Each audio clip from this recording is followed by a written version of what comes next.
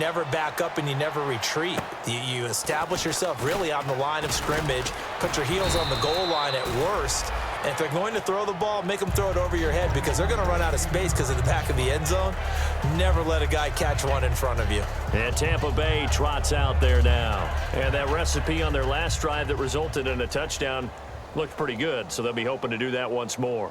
It takes me back to when we sat with the offensive coordinator and the head coach. They felt pretty good about their game plan and thought there were some holes in the defense, and they exploited them the last time out. Let's see if they can come back and put together a similar drive. And we'll see if they can do just that. See if they stay on the ground for second down. Shift together here from the D-line. And they'll go with a ground attack here. Oh, he's got a little daylight. And now off to the races down the right side. Touchdown, Tampa Bay. And that rushing touchdown is fourth, puts him just one shy of the NFL record in a single game. And we all know he would love to get to that record and even beyond it, but he doesn't need to in order to impress in this one, does he? What a performance. What an absolute great game that he's had here in this one. After the touchdown, Aguayo now ready for the kickoff. And they will not get a chance to return this one as it's through the end zone for a touchback. Onto the field now come the Bears. Last time they were out, they scored. Still trailing here, though, so some work to do. But it's okay in terms of mindset. Because they scored the last time, they're not quite as worried about being down on the scoreboard because now their confidence is a little bit higher. They feel like they've got something going, and they feel like they can attack again and put more points on the board. Are you scoreboard watching if you're the offense, or are you just focused on this drive? We wouldn't be telling the truth if we said that they didn't scoreboard watch. Everyone does it to some extent, but you've got to set it aside right now and just focus on this series. That'll take care of the scoreboard if they punch it into the end zone. So 3rd and 7 and an extra defensive back on the field here. Definitely want to play coverage here. He'll look to throw. Oh, the Buccaneer pressure too much. Down he goes. Well, let's see. Yeah, the offense still out there. They elect to go on 4th and 11. Great job defensively. I think he was trying to go through his progressions, find someone to get rid of the football. Before he knew it, he was on his back. So that just brings us right back to what you said in the beginning. A great job defensively. Nowhere to go with the football. That led to the sack. Boy, a real head-scratcher there. And the Bucs are take over with excellent field position to boot. And Tampa Bay trots out there now. Really nice starting field position here for the offensive unit. They come out here in the eye. And they'll go on the ground. 3 yards on the pickup there, and it'll be second down. You know how we get focused at end of the half and end of the game situations about how much time's on the board and, you know, what you need to do? Sometimes you don't even have to worry about that. That's just smart football. You know, that kind of a lead, staying in bounds, it burns clock, even in a situation that we're not really focused on it. And to give this time to the tailback. Able to get away. That's why you keep the legs churning. And he's brought down just outside of the 10 at the 11. They get 9 out of that one, and as a result, the drive continues. That's a good, nice, crisp run for a first down. I wonder if the defense might have been loosened up a little bit, maybe anticipating a pass instead of the run that they got.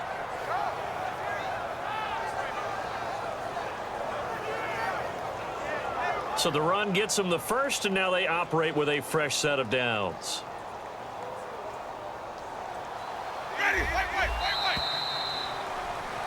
Back now at Soldier Field.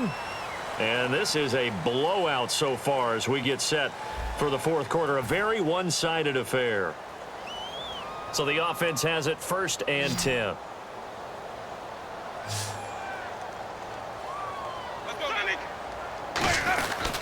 Now a handoff here to his running back.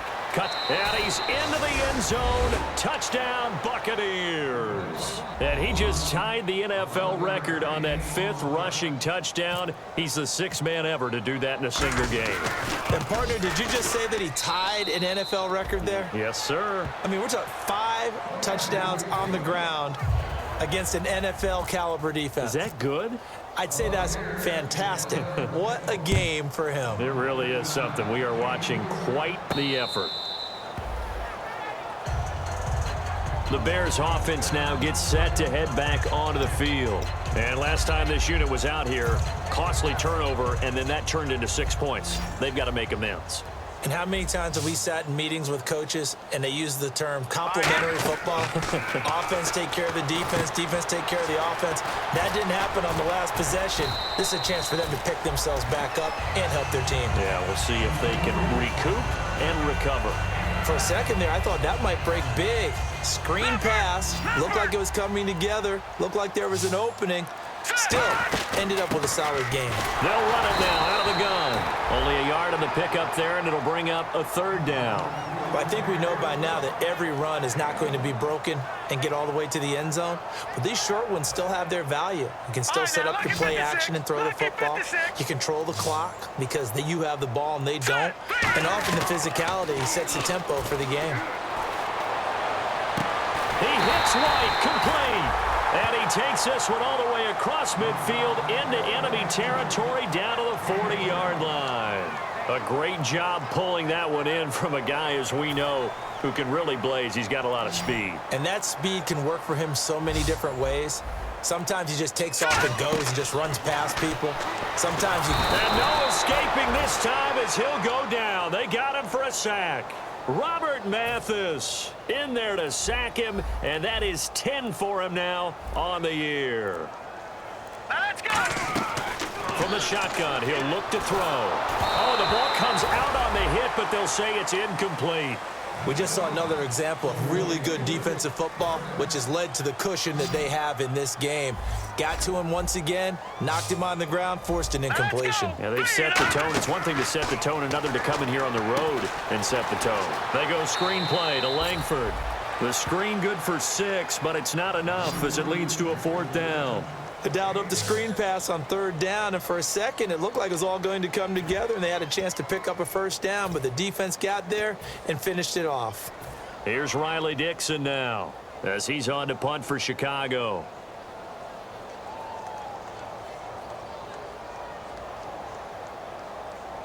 And whistle blown. A timeout here is taken, and it's taken by the kicking team. It's just their first. They'll be down to 2 remaining as we step aside here in the 4th quarter.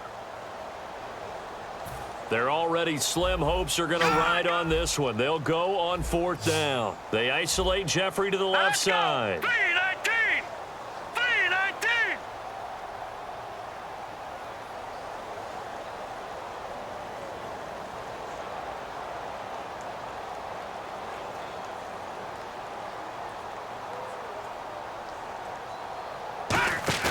Got to try it here. He's back to throw. He's got time. And he's going to be intercepted a 3rd time. A great read, and it's picked off. And he will take it out to the 25. So out come the Bucs now. Well, that's 3 picks he's now thrown in this game. And I know this, the holiday season, because here we are in December, right? It is the season of giving. Maybe for his own sake after the game, he may have to announce that he's donating certain amounts to charity for each interception that he threw. A loss of a full 3 yards, and now it's 2nd down. Oftentimes when a guy has a game like this, he's going to take his offensive line out to dinner afterwards. But after a play like that, he may tell them, instead of getting the steaks, guys, we might have to go for the hot dogs. They come out here in the eye.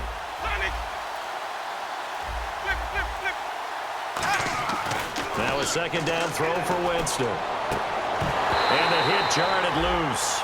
It's incomplete.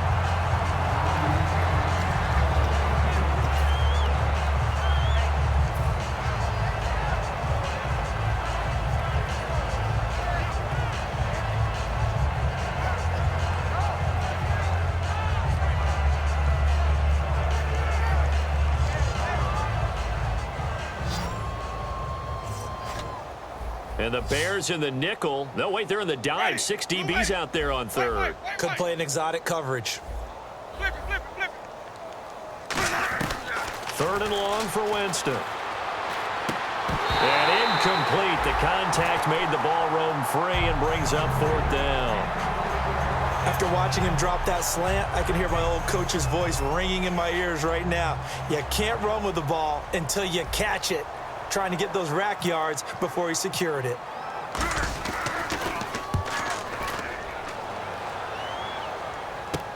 And taken right on the 30.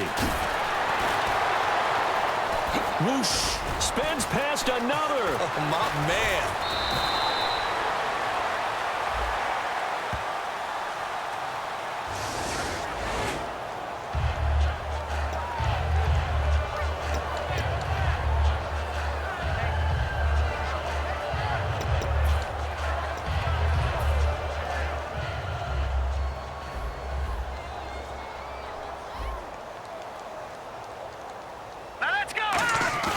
They go play action here on first down.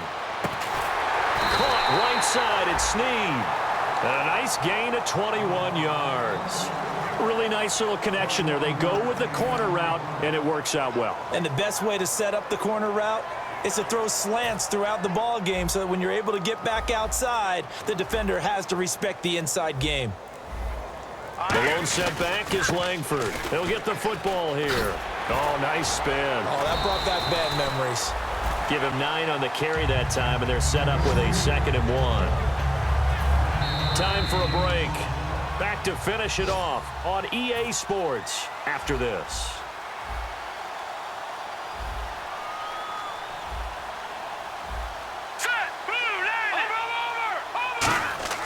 They'll set up a throw. And complete on the right side to Bennett. Only a gain of a yard, but that's all they needed, as that's going to move the chains. They got a completion there. That's clearly an example of one side happy, the other side not very happy. Defense, very, hey, take 1 or 2 yards. We're good with that. Offense, you got to expect to get more on the passing play. All right, here we go. This is Langford on 1st and 10. And not much running room. Down to the 32. 2 yards on the carry there. It'll be 2nd down. That's a good play by the guys on the defensive side of the ball. Held them to a gain of 2. And that changes the playbook a little bit now for the guy calling plays. 2nd and 8. Now he's got to probably think about going to the air instead of maybe staying with the ground game. It's a gain of 6. Moves him to a manageable 3rd and 2 situation. Looks like a nickel set here defensively on 3rd and 2. Yeah, maybe expecting a throw. He'll look to throw. And his pass is intercepted for the 4th time today. Picked off by the longtime Bengal, Leon Hall.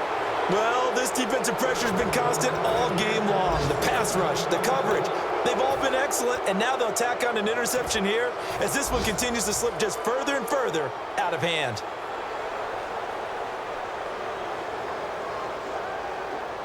And they're going to go soft on the corners. They'll give it to him right up the gut. And able to stay on his feet past the 30 to about the 33-yard line. Just what you want on a first down run. Call it 8 yards. And it's 2nd and 2. And they'll go ground game here with the tailback. And he is going to lose yardage here. Well, Charles, it's one thing to win. It's another thing to win and put up the amount of points that they did. Boy, were they clicking on offense. They can't help but feel great about themselves, can they? I mean, what a game to put up that number of points, continually feeling like they're moving the ball and things are working and clicking.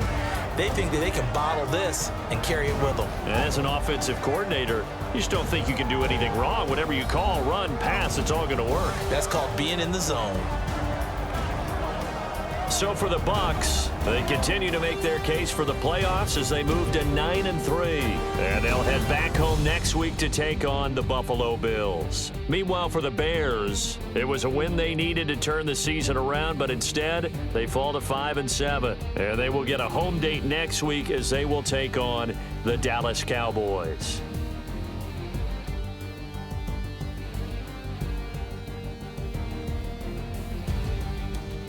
So that'll do it. For my partner, Charles Davis, and the best darn crew in the industry, I'm Brandon Gaudin. This has been a presentation of the NFL on EA Sports.